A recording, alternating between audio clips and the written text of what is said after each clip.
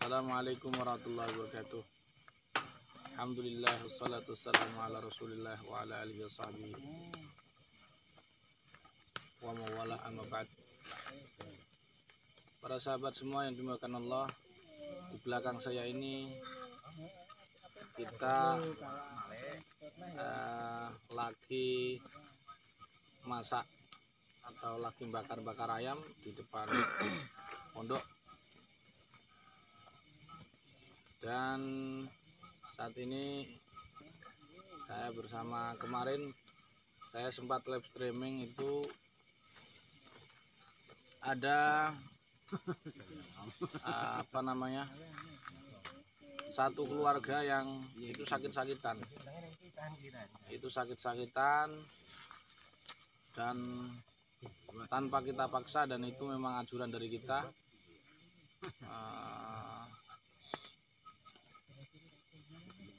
Kita tahu sendiri ya reaksi dari masing-masing keluarga kemarin ya. Ada yang sempat kesurupan juga. Dan ternyata setelah kita diagnosa, para sahabat, ternyata memang dulunya nenek moyangnya memang tukang suhu, ahli jambi, ahli ruqyah. Cuman ruqyah yang berkhodam, dan khodamnya itu di wallahu alam kullu aquli ini alal ghaib ini alamul ghaib. Ditaruh di sebuah pusaka, dan pusakanya banyak, tidak hanya 1 2 tapi puluhan. Nah, di samping saya ini, tapi sebelum kita akan tanya-tanya lah, beliau ini sakitnya 3 tahun. Siapa namanya, Mas? Abdullah Mahi Al-Firdausi dari Sendang Senori. Itu termasuk dekat dengan Mbah Fadl. Itu kurang meter orang Mbah Fadl, 1 kiloan dekat makamnya Mbah Fadl Senori, muridnya Mbah Hasyim Asy'ari, dan yang salah satu ulama yang menjadi inspirator kita dalam mengembangkan ilmu ruqyah. Itu acuannya beliau, Mbah Fadl. Para sahabat, beliau ini datang 3 kali 4 kali ke saya. Ketika itu sudah santri saya putus untuk ini suaranya jelas enggak?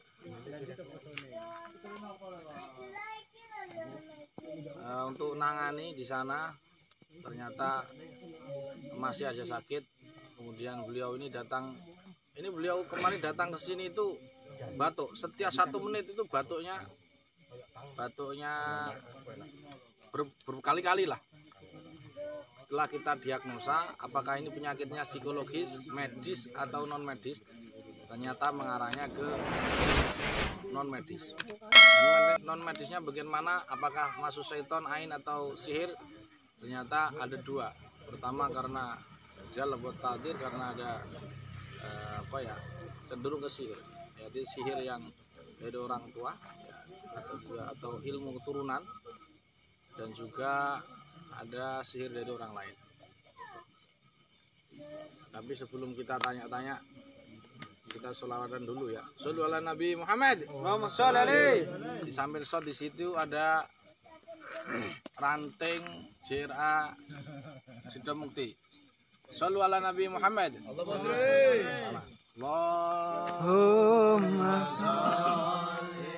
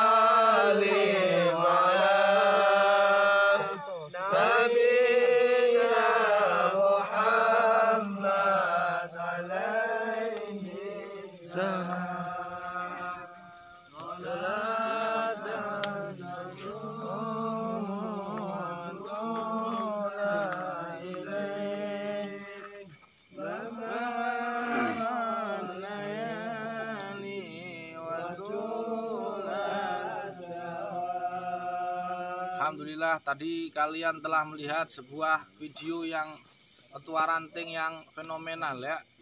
Karena dulu pernah beliau ini ruqyah massal, peruqyahnya ada 7, yang diruqyah ada 3 pesertanya. Itu paling horor di Jamiah Ruqyah Aswaja. Dan itu bukan aib, karena itu menurut saya adalah satu karomah yang diberikan Allah kepada ketua ranting JRA Sidomukti. Baik para sahabat, jadi singkat cerita, saya mau cerita boleh ya. Jadi cerita beliau ini datang ke sini sama ibunya. Ibunya itu suaminya juga, ayah beliau sudah meninggal, kemudian dari mbahnya juga meninggal. Kemudian ketika datang ke sini kita swab, ternyata ada indikasi sihir. Ketika ke sana, saya nggak ke sana, beliau ke sini 4 kali tapi tidak pernah saya tangani. Jadi yang nangani adalah praktisi yang ke sini dan juga ada teman-teman yang di sini. Saya tidak nangani karena saya jarang nangani. Saya ini hanya nangani praktisi, bukan nangani orang. Maksudnya orang-orang kampung gitu. Nah beliau ini kan bukan praktisi. Terus kemudian setelah itu kita ijazai, baru saya ke rumah beliau. Singkat cerita, dia ini ketika di sebelah saya seperti ini, dulu itu dia batuk. Walaupun sekarang masih batuk, tapi tidak seperti itu. Dia hanya 1 menit sudah puluhan batuk. Nah, sampai tidak bisa ngomong, katanya sampai nggak bisa ngomong ketika mau, iya, pokoknya langsung mau ngomong kulo, misalkan dia ngomong kulo teng mriki dan seterusnya.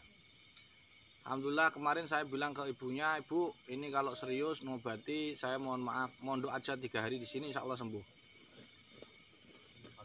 Perhatikan kalimat saya, mondok di sini ada 3 hari insya Allah sembuh. Nah jadi kemudian beliau izini ibunya untuk mondok ke sini 3 hari, tapi katanya sudah kangen 3 hari, suruh pulang. Terus tak cek lagi sudah. Nah hari pertama bagaimana terapi saya? Yang terapi saya pertama, hari pertama saya mandikan, dia ini saya mandikan. Hari kedua ruqyah biasa. Hari ketiga tabahur karena gangguannya di batuk. Hari kedua ini saya curiga, kenapa masih batuk?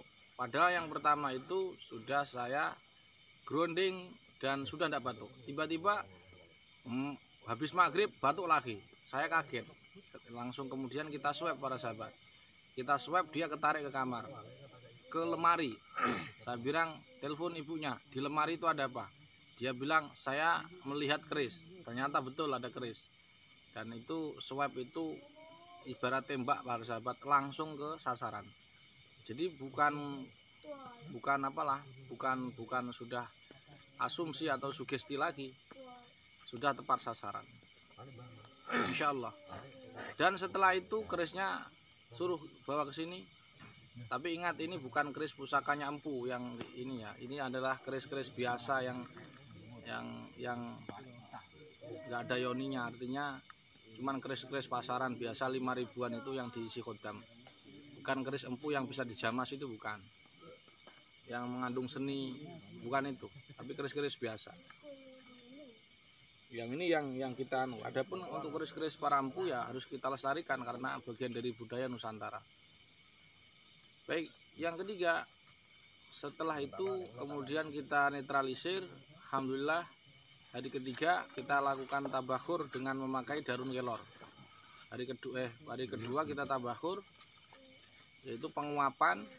Terus jadi dia disuruh merangkak begini, kita kasih kelor yang diasmai, terus diasapkan ke tubuhnya. Nah, kemudian ada wirid-wirid ya, ada wirid-wirid khusus. Salah satunya adalah bentengnya ini yang tidak boleh jebol. Terus setiap subuh saya wajibkan baca sakron dan pelasat gizi bahar. Karena apa?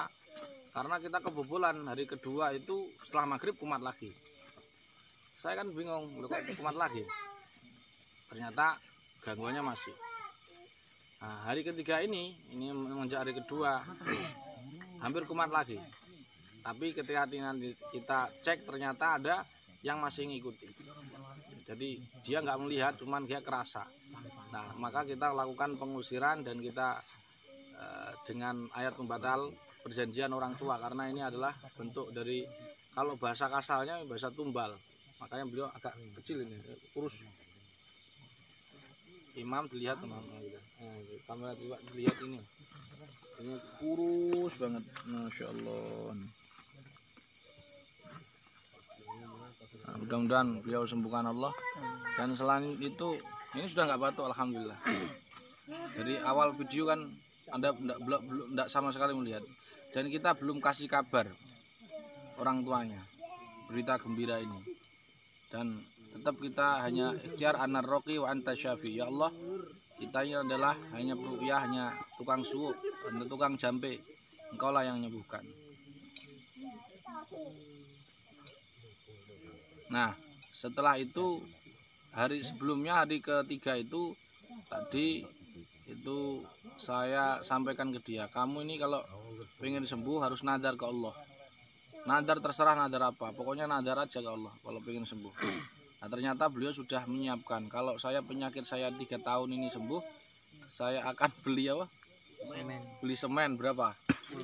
10 sama ayam 2. Nah, ini tinggal yang dari tulang bawang ini belum nadar. Malah nadarnya bahaya, nanti membawa apa janda sebelah menikahi, ayo bahaya. Di sini karena stoknya janda hilang, nggak ada. Tidak, dia punya nadar nggak bener ini. Nadar yang bener.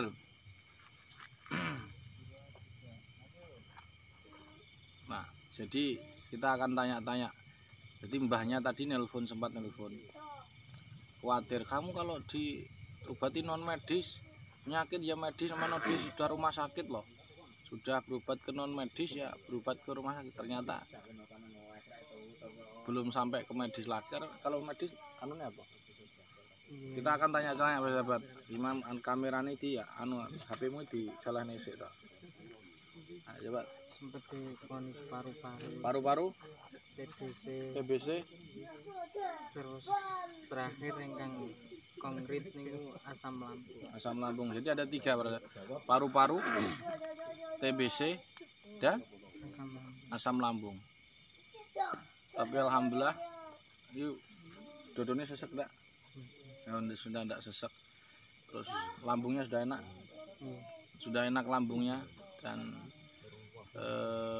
karena ini sudah dikenal dokter, sudah ke medis para sahabat.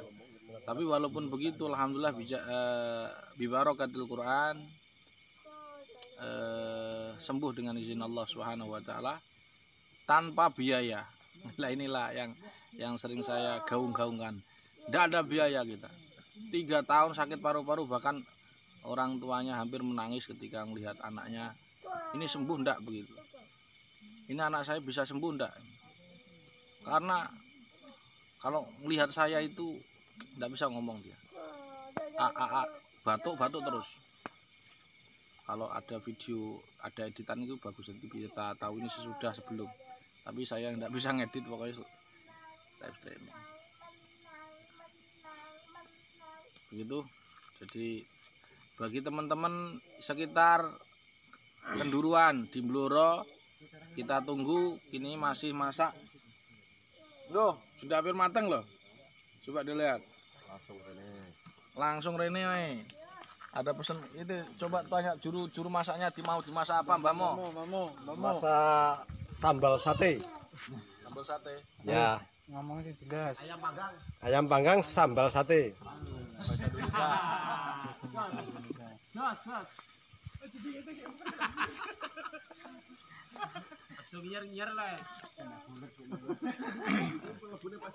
Ada ini, kalau ini di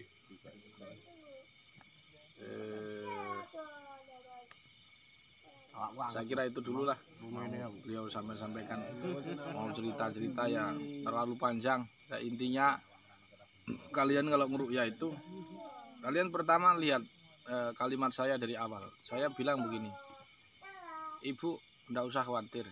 3 tahun penyakit paru-paru yang batuk-batuk itu akan sembuh insya Allah 3 hari.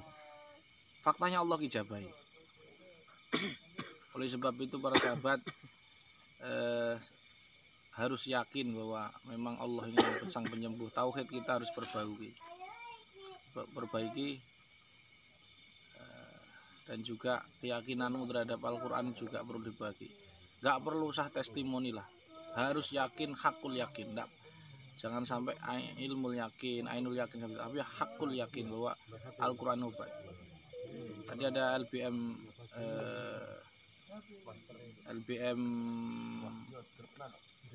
PCN Tuban tanya, kenapa kok ruqyah nggak berobat rumah sakit? Nah, sering saya sampaikan, karena tradisi Nabi itu kalau sakit ya berobat dengan Al-Quran. Dan kadang beliau kalau falam mastada, kalau penyakitnya itu agak kuat, maka Aisyah yang meruqyah. Jadi Aisyah itu ruqyah wanita. Itu yang pertama, beliau itu tugasnya ngeruqyah suaminya. Di para ibu-ibu harusnya juga seperti niru seperti mana Aisyah. Jadi tidak melulu urusan jin. Yang kedua, karena ya satu-satunya obat yang diperintahkan Allah hanya menggunakan Al-Quran. Dulu kita sempat kompilasi metode bersama terapi dan sebagainya. Sekarang kita kembali ke asal kita, yaitu kita berobat dengan Al-Quran. Demikian, mudah-mudahan manfaat. Jangan lupa Bluro, Bojonegoro, Tuban. Yang mau pengen oseng-oseng masak, silakan datang ke sini. Ada yang mau disampaikan ke keluarganya? Mae mulai sesok tak bisa ngomong kan. Jadi gak apa-apa, pokoknya intinya mudah-mudahan sehat walafiat.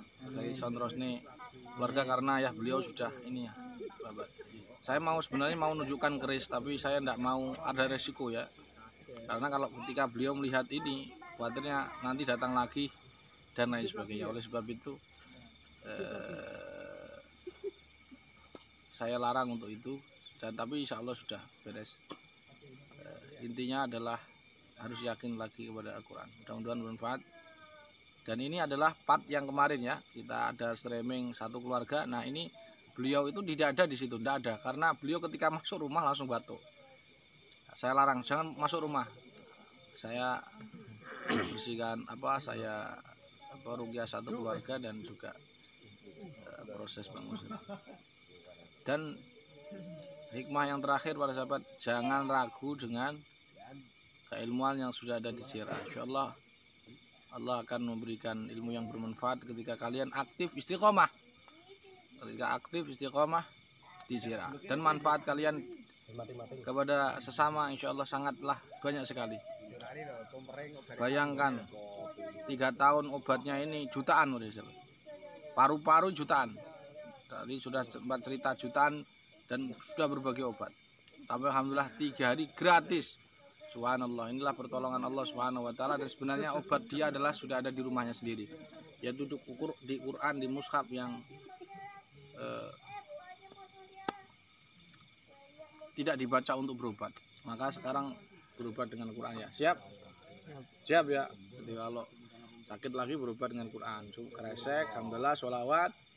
Terus ya Allah, kalau ada gangguan gaib atau penyakit medis di tubuh hamba, keluarkan ya Allah. Innama amruhu ila akhirih.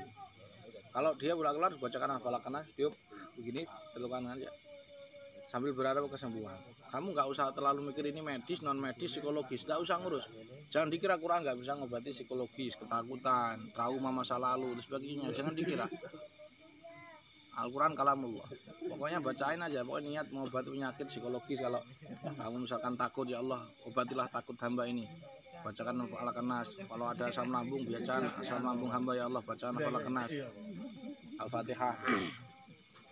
Demikian, mudah-mudahan bermanfaat. Kita yang terakhir kita akan nyanyikan Marsirah.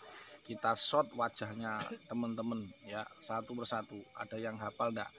Marsirah bersama Nahdlatul Ulama tuh 2 di Jamiah Ruqyah Asmaja, lahirlah berjuang sejati, berilmu, beradab, dan bertakwa. Al-Quran dakwah kami, kami berjuang, kami militan taat pada sang guru, membantu para margi menggapai kesembuhan menuju kebahagiaan. Jangan mengeluh, jangan menyerah, Allah bersama kita. Menuju ridho Allah, kita ke akhirat. Semangat mendakwakan Al-Quran sebagai syifa. Nahdlatul Ulama. Nah, baik para sahabat, demikian. Oh iya, saya lupa. Hari kedua itu saya tabakhur para sahabat. Dan tabakhurnya itu enggak saya asmai. Kenapa? Karena di garam ini kalau kali kalau panjenengan semua ada yang di kepala, di wajah terasa panas atau dia sesak ya, cukup tabakhur. Nah, tabakhur ini kayak ini. Ini promosi ya, enggak apa-apa ya. Promosi garam gerasa asma. Oh. Lalu ya. Buya nanti silakan menghubungi Om Basuni atau Kang Budi. Basuni atau Ketua Ranting Sido Mukti. Iklannya lupa. Garam gerasa. Iki tadi suruh iklan garam gerasa Gus ben payu ya. Enggak apa-apa lah. Garam gerasa netralisir media sihir. Jadi kemarin itu ketika dia tabakhur, selain daun kelor ya, yang hari selanjutnya saya pakai garam itu cukup dikasih anu panas terus juga begini, terus keluar lendir-lendirnya. Itu untuk penyakit yang di paru-paru, sak nafas, kepala pusing dan seterusnya. Tapi ada gangguan gaibnya. Jadi misalkan santet sampai kepala pusing, tabakhur atau dada sesak, nyeri, tabakhur. Garam gerasa harganya ini 1,5 kg, agak mahal para sahabat. Harganya 15.000. Nggak tahu para ini. Pesan aja kalau mau, kalau nggak mau nggak apa-apa. Bebas uang 15.000. Bisa untuk 1 bulan 15.000. Kalau nggak aktif, kalau aktif ya habis atau ini bisa kalau kena santet misalkan tanah kuburan ya, tinggal kasih air, siraman aja. Sudah kita asmain dan kita sudah tajribah. Demikian subhanakallahumma bihamdika asyhadu an la ilaha illa anta astaghfiruka wa atubu ilaik. Sekali lagi saya mohon maaf ini kok berbau ada promosi atau tidak ada request. Assalamualaikum warahmatullahi wabarakatuh.